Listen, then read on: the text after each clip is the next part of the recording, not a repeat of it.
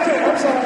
Look, this is a 324th Squadron. This is a 324th family. This is the Knights family. You guys have been doing this. They've been training since 1983. It's time to really make some fun. Come on, let me hear it.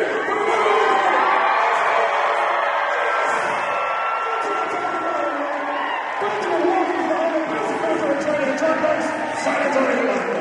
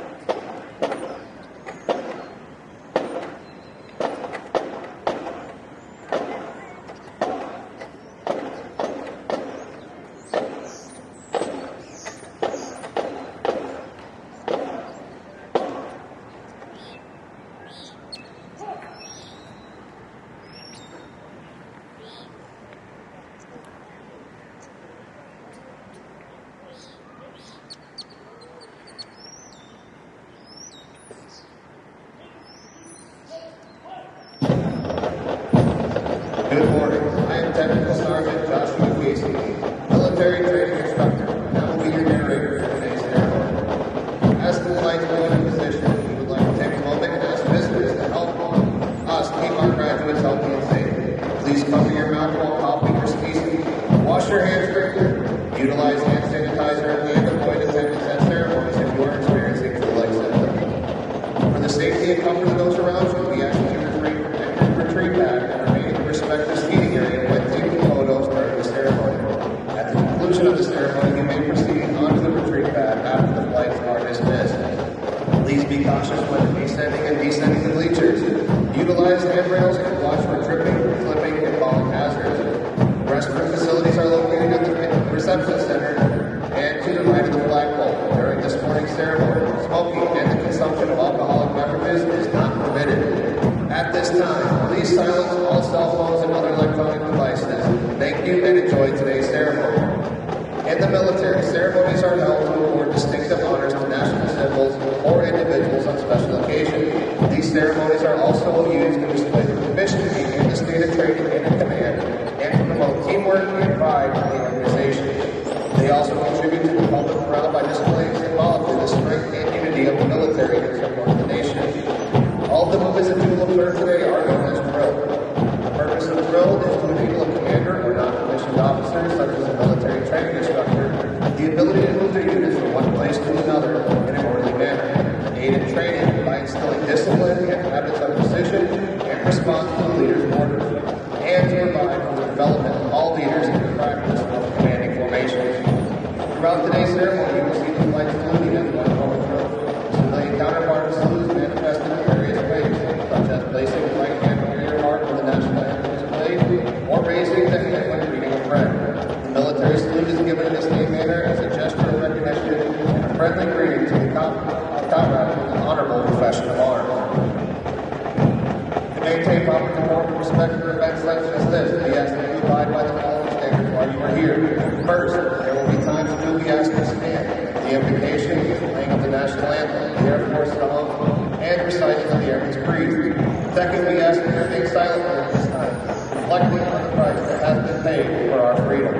Third, we ask you to pay respect to the flag during the national anthem. Military members and veterans in uniform will stand at attention and render a salute.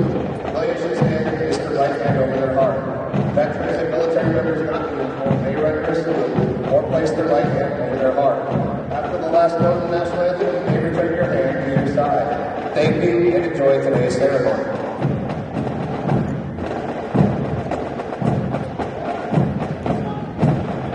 Now marching into position, Flight 295, led by Technical Sergeant Ryan Weimer.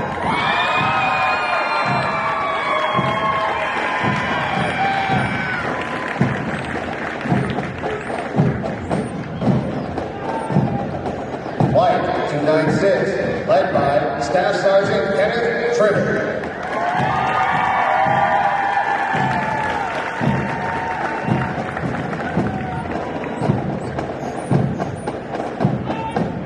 Flight 297, led by Technical Sergeant Christopher Hernandez.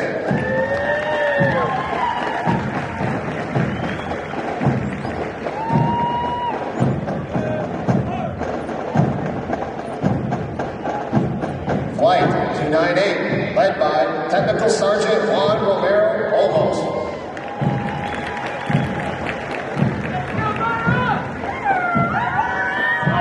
Flight 299, led by Technical Sergeant Wayne Wonderberg.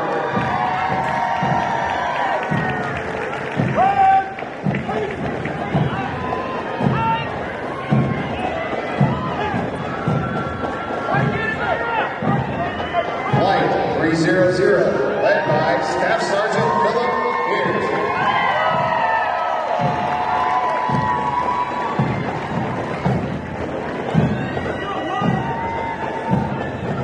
Flight 301, led by Technical Sergeant Richard Thompson.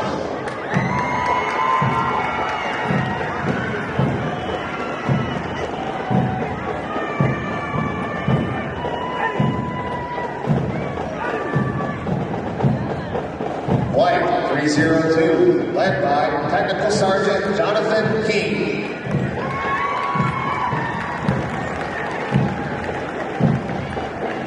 Flight 303, led by Technical Sergeant Joseph Colvin.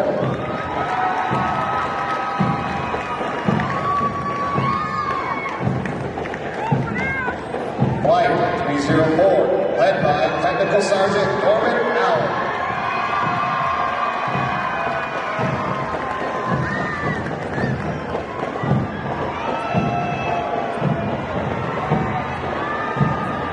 Flight 305, led by Technical Sergeant Desiree Delgado.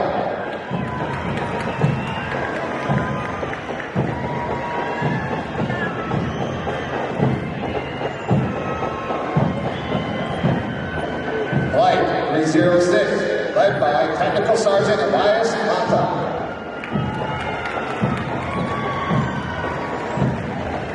Musical support for this morning's ceremony is provided by the trainees from the 323rd Training Squadron, performing under the direction of retired Master Sergeant Samuel Johnston, Master Military Training Instructor, hometown Stratford, Connecticut. These individuals have been hand-selected to perform for today's ceremony. In addition to completing all basic training syllabus and training requirements, Drum and Bugle Corps members commit additional training hours for practice throughout their weeks of training. Their extra effort and commitment demonstrate teamwork and the Air Force core value of service before self.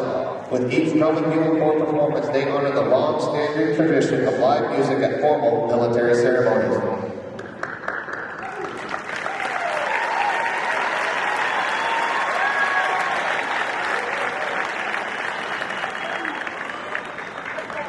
Ladies and gentlemen, please stand for the invocation given by Chaplain Osjob.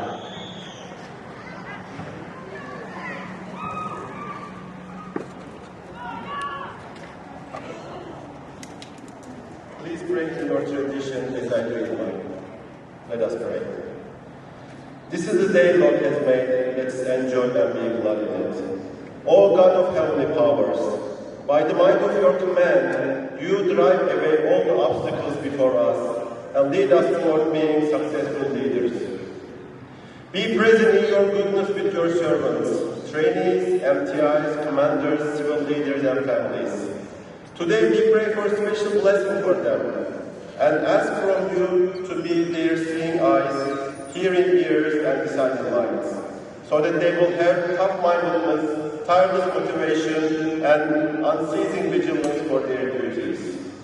O God of strength and power, we knock your door and seek only from you, for you to embrace us. Touch our heart, our mind, our spirit, our concern, our hopes, our weaknesses, our families, our loved ones, our nation, and the citizen of the world. We know that when you touch, all the wounds will be healed, all infirmity will go away, enmity will be replaced with friendship, so that peace in our nation and in the world will be accomplished as a result of service and leadership of our trainees.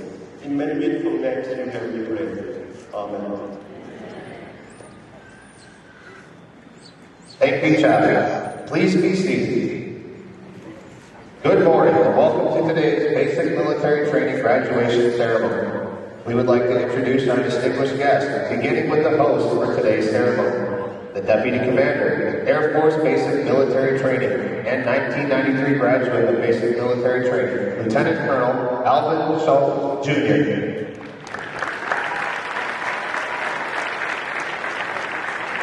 The Senior Enlisted Leader, Air Force Basic Military Training, and 2003 graduate of Basic Military Training, Chief Master Sergeant Dan Anderson.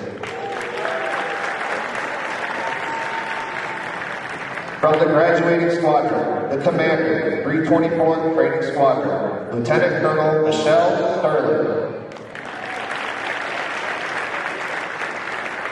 The Senior Enlisted Leader, 324th Training Squadron, and 2001 graduate of Basic Military Training, Chief Master Sergeant Alan Frank. Also in attendance with us today, the Commander, 58th Special Operations Wing, Colonel Jonathan Graham. The Command Chief, 58th Special Operations Wing, and 2002 graduate of Basic Military Training, Chief Master Sergeant Colin Platt. The Vice Commander, 37th Training Wing, Colonel John Odell III. Although time does not permit us to introduce all of our distinguished guests, the 737th Training Group is proud to welcome each of you. We hope you enjoy today's ceremony.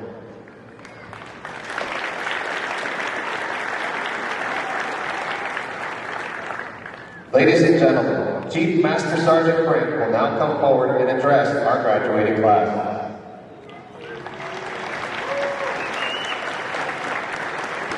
All right, good morning, Knights. Good morning, family and friends. Thank you for sending us these amazing men and women. Don't they look good?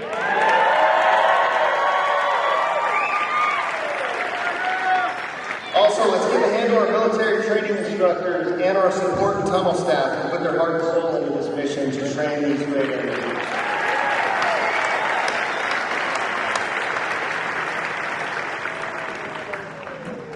Tomorrow morning, these soon-to-be airmen will march down the bomb run and over the enlisted Heroes Walk. The Heroes Walk honors airmen like Master Sergeant John Chapman, the combat controller, who relentlessly engaged and killed enemy fighters in Afghanistan despite being mortally wounded. His actions allowed his team to move to cover, and he saved all their lives. Airmen like Airman First Class John Levitov, the loadmaster serving in Vietnam. His aircraft was hit with a mortar shell, injuring him and his teammates, causing one of them to drop a magnesium flare. Despite being stunned and wounded by shrapnel, he flung himself onto the flare, drug it to the cargo door, and threw it out. He saved the lives of all of his wingmen. These were ordinary airmen just like you who answered the call to serve their country. Later, they deployed in harm's way to support its interests. When crisis struck, they were ready and willing to put their lives on the line to protect their brothers and sisters. These airmen did extraordinary things, and there are countless examples like these by people who stood right where you are now. Committing to defend American way of life is hard work. There's a cost to calling yourself an airman in the world's greatest air force. You will sacrifice many things that your civilian friends and family may not. Basic training has worked to transform you from a civilian into an airman, and you will continue to receive training to do the job that we'll ask you to do. But your preparation is not over. How ready you are, how mentally tough you are, how resilient you are, that's up to you. Every one of you during your Air Force journey will be faced with difficulty, challenges, and adversity. It's what happens after that counts. I will tell you that getting up after being knocked down is much harder if you haven't done anything to prepare for it. Nassim Taleb, in his book Anti-Fragile, Things That Gain from Disorder, says, "Wind extinguishes a candle and energizes fire. Likewise with randomness, uncertainty, chaos. You want to use them, not hide from them. You want to be the fire and wish for the wind." So you have a choice to make. You could be a candle, easily blown out and hit with setbacks, or you can be a raging fire, energized by them. There are a few things I want to recommend you do early on in your career to help with this. Number one is to surround yourself with positive people who push themselves and you to be better. Stay away from the people who are always making themselves out to be a victim in some way. They'll rob you of your optimism, your pride, your enthusiasm. They'll just bring you down. Focus on the things that you can control. Try not to expend energy on the things that you can't. And finally, come to realize that the thing you may want in a specific moment might possibly be the opposite of what you need. Facing challenges and adversity is not a matter of if, but when. So prepare, be strong, be resilient. Things may not always go as planned, but like I told you yesterday, you are always just one decision away from changing your whole life. I couldn't be more honored to stand in front of you as your first chief. I'm incredibly proud of how far you've come. Keep preparing, keep growing, build your mental toughness and resiliency. And there's no doubt we will hear about the extraordinary things that you do very soon. Thank you for your service and your sacrifice. As your senior enlisted leader, I hereby acknowledge your completion of all graduation requirements and have recommended to Colonel Pixley and Chief Master Sergeant Anderson that you receive your coveted Airman's coin, which signifies your transition today from trainees to airmen. Congratulations.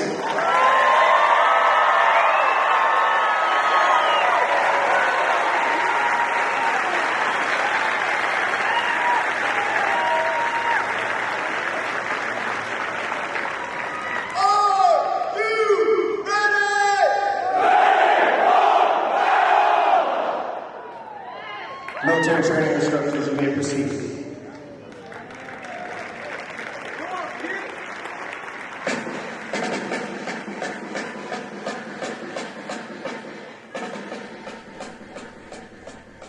At this part of the ceremony, the military training instructors will distribute the venerable Airman's coin, and for the first time, distinct Space Force coins to our Space Force graduates. The lore of military coins has many colorful suspected origins. However, a popular story stems from World War I, where American volunteers formed flying squadrons in France during the Great War. One of the volunteers was a wealthy lieutenant who took great pride in his service and had medallions cast in bronze, with his squadron's emblem on them. He gave those medallions to every member of his unit. Not long after, one of the pilots was shot down behind enemy lines and was captured by a German patrol. The German forces confiscated the pilot's possessions except for the pilot's medallion that he wore around his neck. While in confinement in a small French village, the captured pilot took advantage of a nighttime bombardment by the Allies. He donned civilian clothes and escaped after crossing the front lines to safety. He came across a French outpost where he was initially thought to be a saboteur, until he showed them his unit coin. The French forces recognized the unit emblem, and instead of any harsher treatment, he received a bottle of wine. Today, several military units have developed their own coins and specific rules for them. Many organizations give out their unit coins to recognize outstanding performances and achievements. The coins the airmen and space professionals receive today are unique in that they originate here at the gateway to the Air Force and are only given to those who complete this rigorous course of instruction. On one side of the Airman's coin, the original emblem of the Air Force resides as envisioned by General Henry Hap Arnold, one of the first military aviators and later commander of the Army Air Forces in World War II.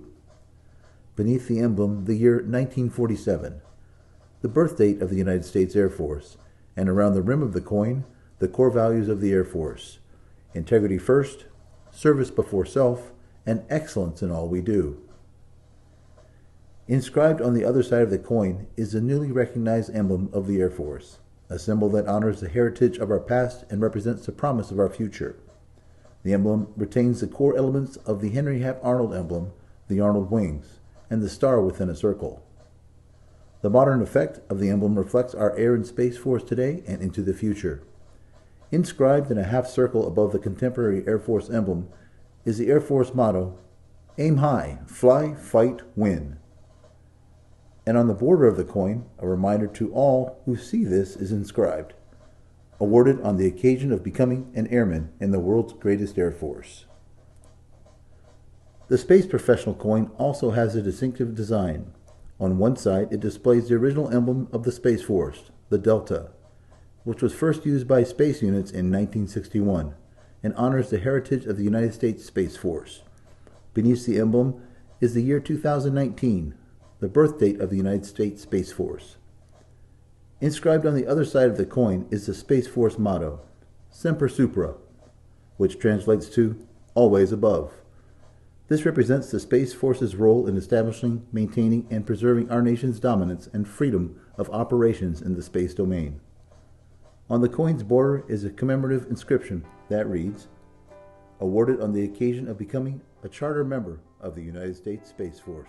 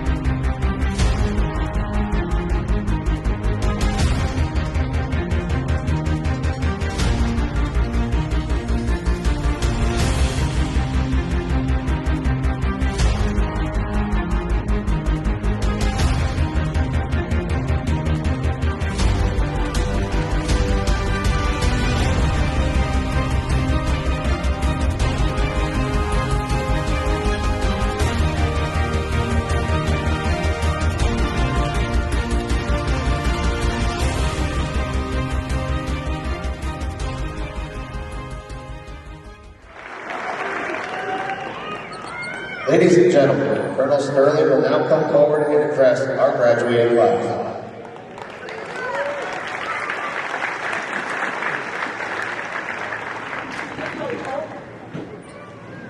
Good morning, ladies and gentlemen, and welcome.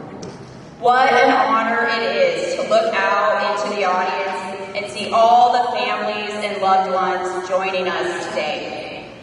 It is my great privilege to introduce today the 472 Airmen from the 324th Training Squadron as our nation's newest Airmen.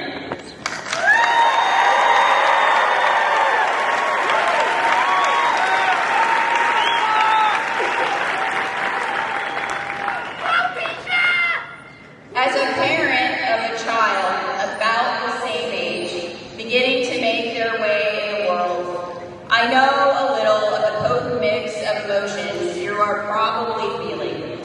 Pride, joy, intermixed with the protective nervousness of sending your loved ones off into the unknown. It may or may not make you feel a little better to know that my mother, an Air Force spouse herself, still occasionally refers to my joining the Air Force as the time I ran away from home. But I want to assure you that the young men and women standing before you today are not, in fact, running away, but running towards. They're running towards a future full of promise and opportunity. It may not feel like it in this moment, but you are not losing them today, but gaining an extended Air Force family which spans the globe. So welcome to the family.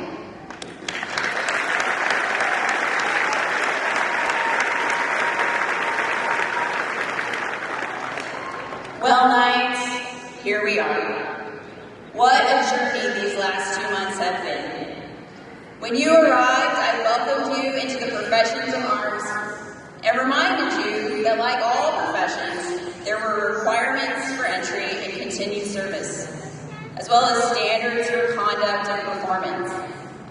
I promised you we would challenge you and evaluate you fairly on your performance and how you adopted and integrated our Air Force core values of integrity, service, and excellence into each task set before you. Our nation has high expectations of its warriors, and therefore we had and have high expectations of you. I'm pleased to congratulate you today on not only meeting those high standards, but in most cases, exceeding them.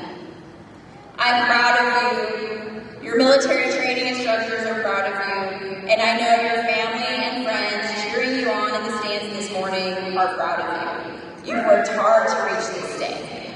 Very well done.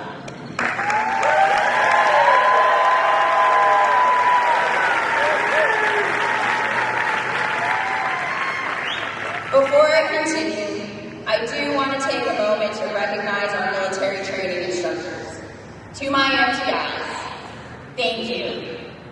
Through your leadership, you have inspired each airman in your flight, and as a result, you have personally ensured that these men and women, our nation's newest airmen, embody our hope for the future of our nation's security. These airmen are your legacy. You should be proud of the fact that you make our Air Force better and stronger with each airman that you train. Thank you.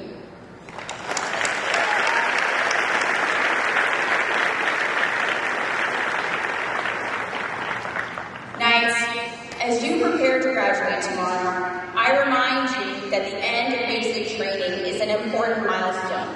But it is not the end. It is the beginning of your Air Force journey. You will need to take the lessons and skills you learned here and apply them as you learn your craft and technical training and begin to operate independently in your first duty assignment.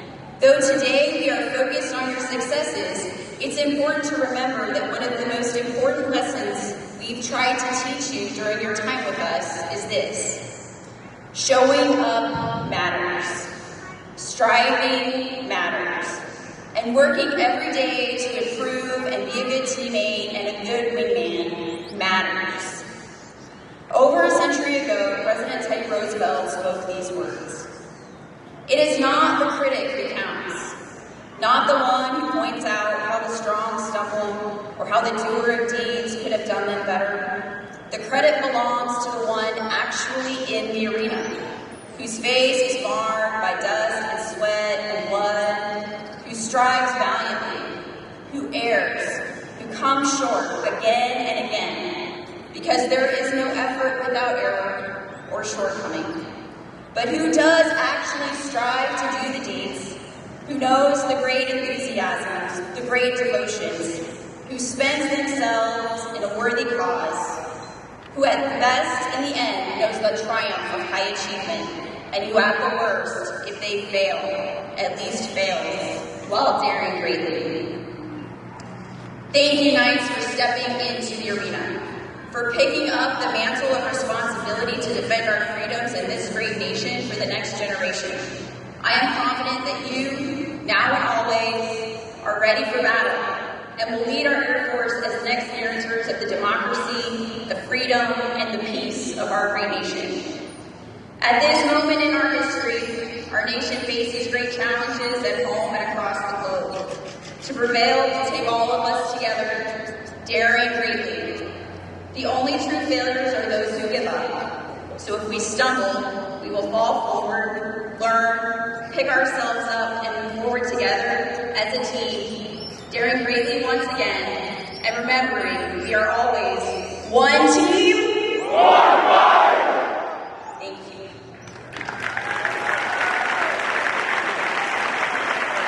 Thank you, Colonel Smith. Air Force Basic Military Training conducts graduation events over the course of 2 days to celebrate the accomplishments of our newest Airmen and Guardians. These events recognize their transition into the profession of arms. We acknowledge the tradition of honor and legacy of valor provided by those who came before and inspire us still today. We would also like to thank the family and friends for their continued support that these graduates will be counting on as they serve our great nation in the years to come. This week, we have a special opportunity to recognize one additional and significant achievement demonstrating the dedication of 12 of our graduates who have completed the process to become citizens of the United States of America. Today's recognition is made possible by partnership between the Department of Defense and the Department of Homeland Security to allow active duty service members to become citizens under the Naturalization and Basic Training Initiative. To be eligible, a member of the Armed Forces must pass a comprehensive application process administered by the Department of Homeland Security, including a background check and personal interview to demonstrate the high moral character and their knowledge of the English language. Applicants are also tested on U.S. history and government. When applicants take the oath of allegiance to the U.S. Constitution, they become American citizens.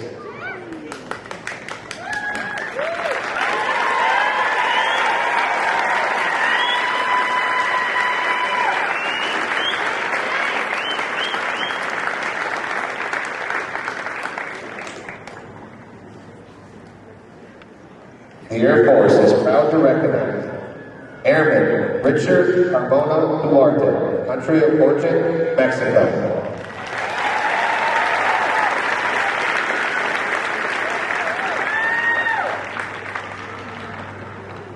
Airman Gabrielle Alexis Francis, country of origin, Jamaica.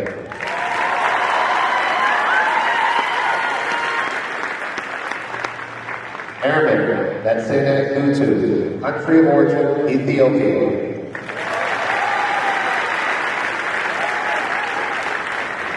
Airman Dominique Henry, country of origin, St. Lucia.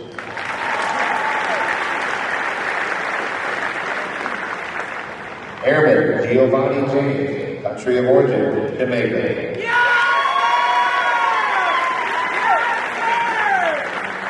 Airman Joan Marie Roa, country of origin, Colombia. Airman Joshua Ngenda, country of origin, Uganda. Airman Christian Jose Rabuya, country of origin, Philippines.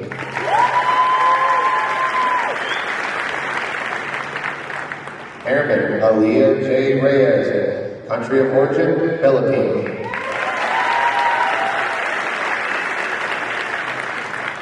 Airman Santiago Rivijas Gonzalez, country of origin, Colombia.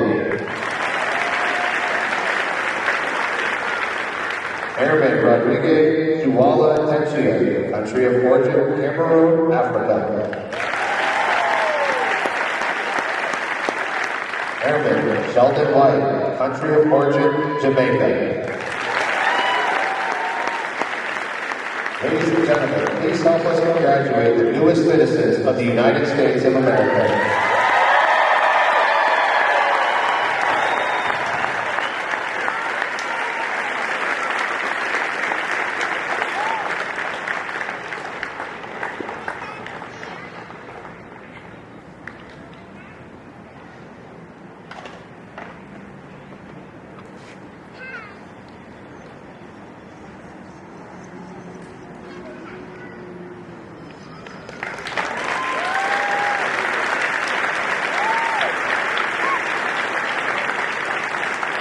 At this time, we would like to take this opportunity to recognize basic military training's most outstanding performer, someone who demonstrated their ability to successfully navigate all assessments, testing their physical abilities, academic aptitude, and adaptability to the military environment through multiple progress checks. This airman has surpassed all others in the challenges of training and has earned the distinction of being the top graduate of this class.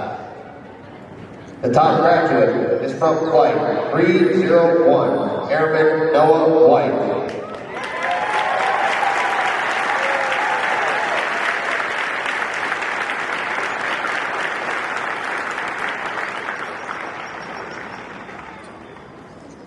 He is from Atlanta, Georgia, and joined the Air Force to become a tactical aircraft maintenance technician. In the stands here are his wife, Abby, his father and stepmother, Matthew and Elizabeth, along with his sister, Allison, and his grandparents, Richard and Donna. His recruiter is Technical Sergeant Pickett from Duluth, Georgia.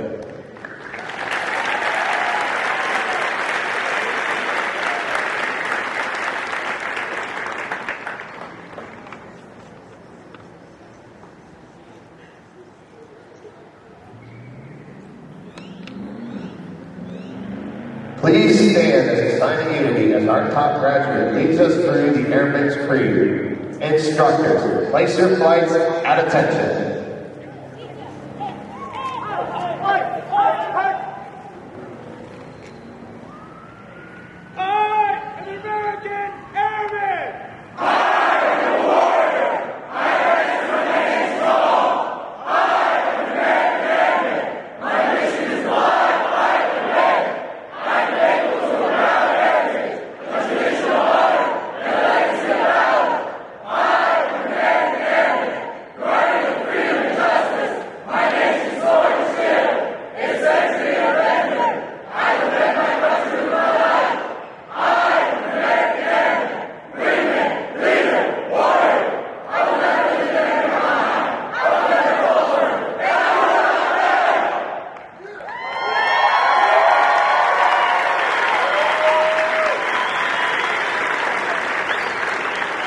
Thank you. Please be seated. Instructors, place your flights at ease. This morning, we honor our heritage of military customs and traditions as we welcome our newest airmen into the ranks of the Department of the Air Force. There are two purposes for this morning's retreat ceremony. The retreat ceremony is a solemn event conducted at every United States military installation around the globe. It signifies the end of the official duty day, and today is symbolic of the end of training for our graduates. But more importantly, it is to pay respect to our nation's flag. When we offer respect to our flag and to our national anthem, we have an opportunity to reflect on the democratic principles that have made our nation great. The meaning of freedom, dignity of the individual, the pursuit of happiness, and national unity all come to mind when you think of our flag. It is the symbol of our nation to the world. Military members have a special bond with the flag. These airmen are part of the flag's tradition because they symbolize the spirit and sacrifices of the military and dedication to the defense of this great nation and the principles it represents. When we salute the flag as it is lowered, we ask you to think about the flag flying over Arlington and other national cemeteries. Think about the flag being carried into combat by the service member who preceded us. Think about the freedom Americans enjoy today, freedom without precedent in the history of the world. The men and women who stand before you today represent the projection of strength behind our flag. Our flag security detail consists of members from the graduating squadron, led by Technical Sergeant Alyssa Heal. Our Commander of Airmen is Lieutenant Colonel Michelle Sturgeon.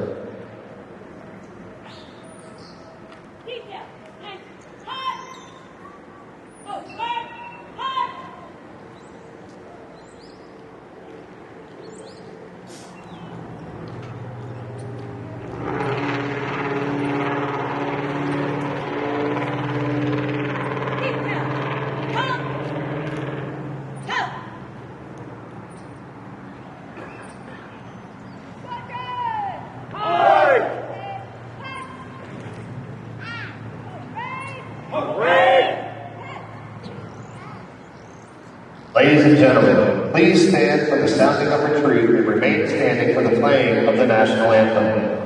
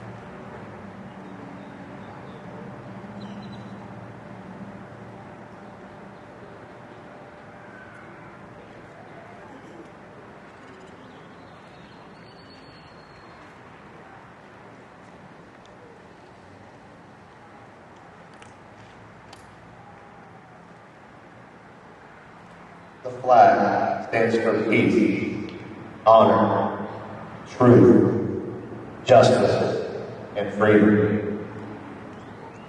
In the armed forces of the United States, during this ceremony of retreat, the flag is lowered, folded in a triangle fold, and kept under watch throughout the night as a tribute to our nation's honored dead. The next morning, it is brought out on a ceremony of reverence. The flag has been torn to strips and used as bandages for wounded combatants on the battlefield. It has been placed in the trembling arms of a grieving parent at the grave of their fallen son or daughter. It is flown at mast-staff to honor our military members. The flag has flown in every battle and every war for more than 200 years. It has flown at Valley Forge, Shiloh, and Gettysburg. It was there at San Juan Hill, the trenches of France, in the Argonne Forest, Anzio, Rome, on the beaches of Normandy. It waved at Okinawa, Korea, Vietnam, Somalia, Kuwait, Iraq, and in Afghanistan. The flag has been burned, torn, and trampled on the streets of countries that America has helped set free, yet it remained invincible.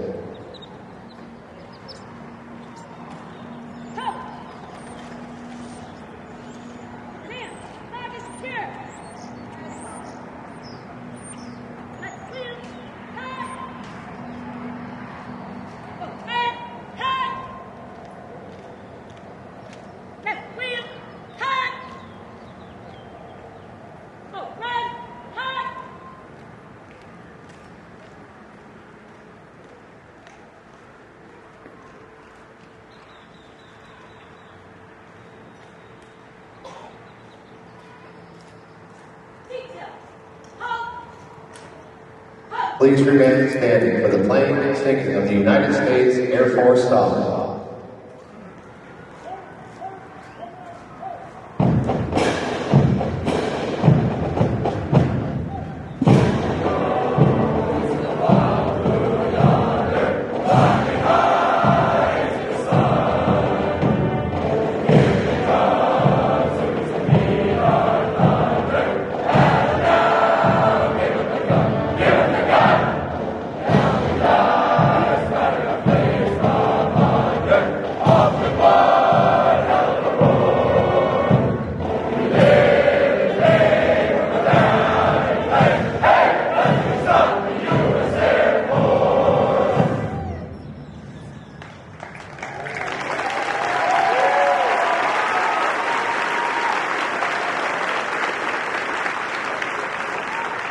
Congratulations on achieving this historic milestone that marks the beginning of your career. Ladies and gentlemen, please remain in your seating area. The graduates will be dismissed momentarily.